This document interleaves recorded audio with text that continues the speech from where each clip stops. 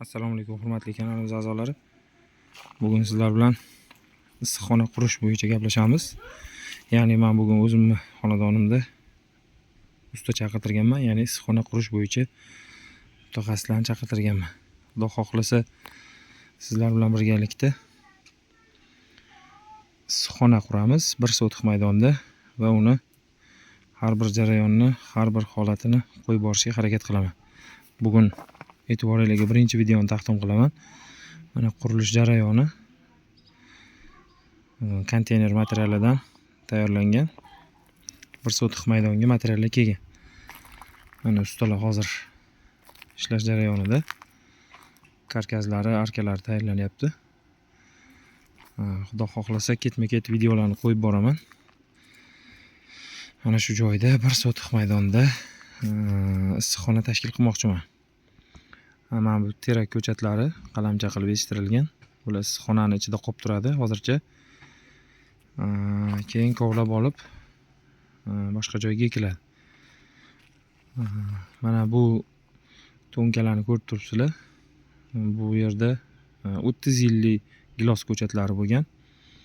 Hosili yaxshi bo'lmaganligi, qarib ketganligi uchun gilos ko'chatlarini olib tashladim va o'rnida Xudo xohlasa ixcham issiqxona tashkil qilmoqchiman.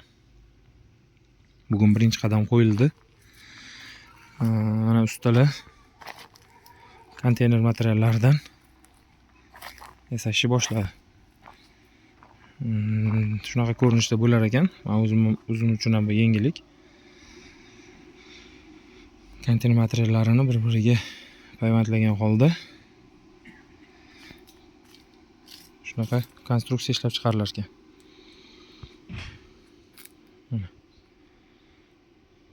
Andijonlik Asakadan bo'lgan ustalarimiz, asakalik ustalarimiz qurib berishyapti.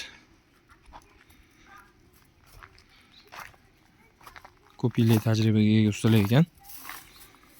Xudo xolasa birinchi qadam qo'yildi issiqxonaga.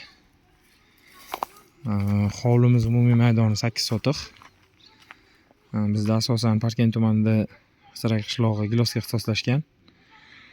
Bog'dorchilikka 97-yilda ekilgan giloslar. Qariyb 30 yil bo'ldi. Qaridi va hosillari kamayib ketdi.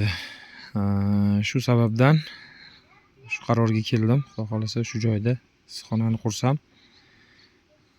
har bir o'zgarishi, har bir kamchiligi, yutuq tomonlarini sizlar bilan birgalikda ko'rib boramiz. Bu birinchi video hisoblanadi. Kanalimizni kuzatib boringlar. Xudo xohlasa keyingi videolarda qurish jarayonlarini, hozir bu materiallar tayyorlanyapti. Qurish jarayonlarini ham birma-bir qo'yib boraman.